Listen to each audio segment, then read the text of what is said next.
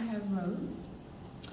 Hello, I'm Rose Bigham, and I'm here from the Seattle area where I worked at Microsoft for a little over 23 years before becoming disabled due to chronic pain.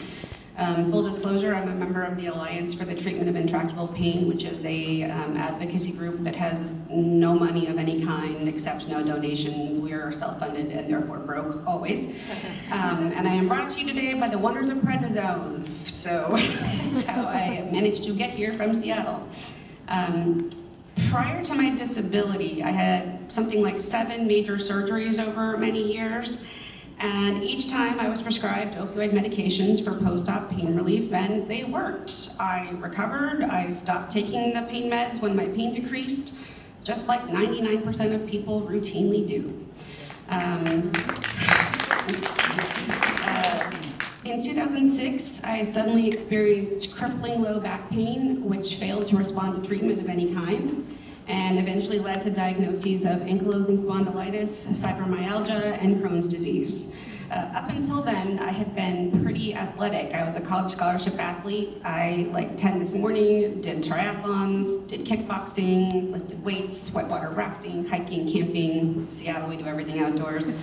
And little by little, I had to give all that up because it was the only thing I could do to haul myself to work every day. And I actually didn't even realize that until my pain doctor asked me if my life had become limited to the 4 walls in which I lived. And I broke down crying because I had not realized how much I'd given up or had been stolen from me because of pain.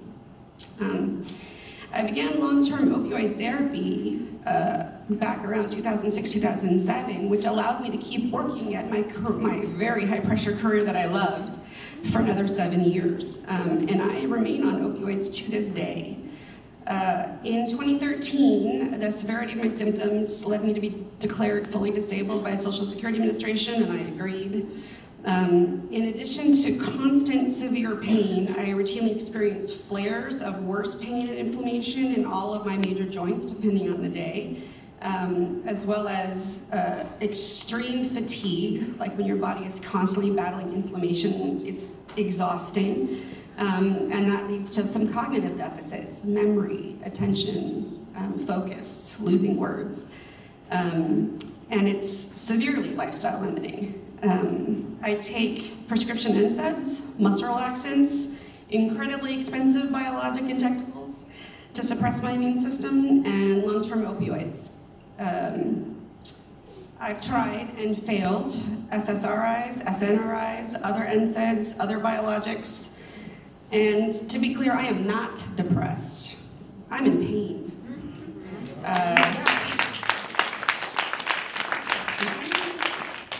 Stopped dozens of medications due to insurmountable side effects like racing heart rate, sudden horrific sweats and flushing, blood pressure spikes, skin rashes, open wounds, and meds that just knocked me unconscious, including while driving to work, in which I caused a car accident when I was still trying to work. And I stopped a bunch of them because they just didn't work. I've tried the following interventional modalities: cortisone injections in my hip, feet, back, and neck. Don't recommend that ever. Radiofrequency ablation, my facet joint nerve endings in my spine. Luckily, my test was an epic fail, so they never actually did it, for which I am grateful. Physical therapy, acupuncture, massage therapy. I still see an osteopath, aquatic physical therapy, yoga. I use a TENS unit and ice at home, and I have innumerable adaptive devices. I could afford all of those things because I was still working and, like you, had excellent health insurance. And because I live in a metropolitan area, those services were available to me. But people in rural areas and with lower incomes don't have those luxuries. And now that I'm disabled, most of those are beyond my reach too. On my best days, and with meds, my pain levels hover at around a 7, usually on a scale of 1 to 10.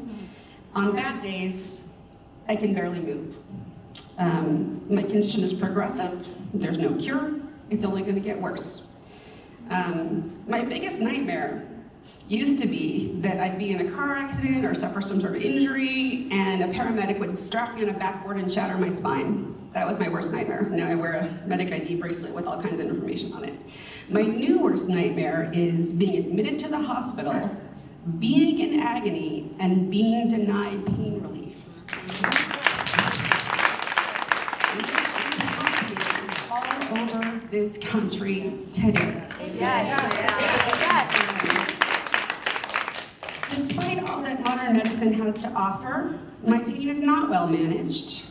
I should probably be on a higher dose of pain medication than I am now, but I can't be because I live in Washington State, which led the country with the first opioid prescribing legislation back in 2009.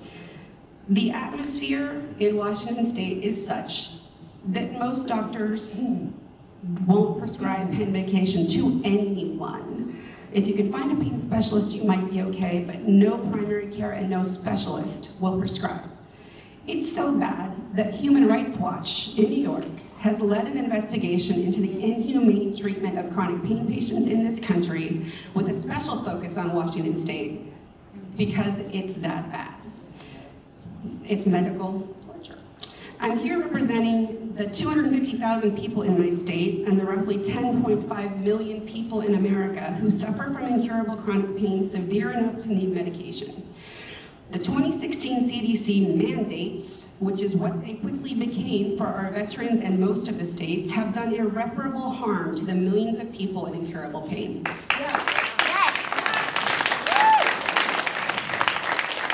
I'm here to ask the FDA, what can you do to fix this?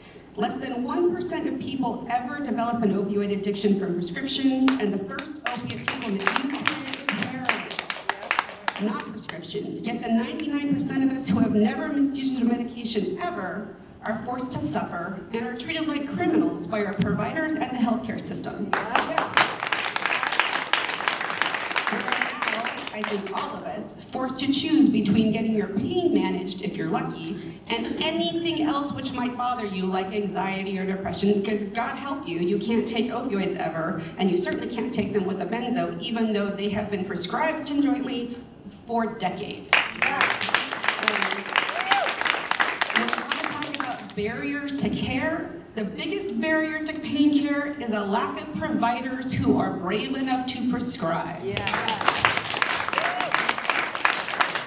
There are some other factors like CMS telling insurance companies it's okay to routinely deny pain prescriptions unless you get prior authorization, even though you've been getting those pain medications for decades. I was denied myself in January by my Medicare insurer, even though I have been on pain meds forever with no change in dose.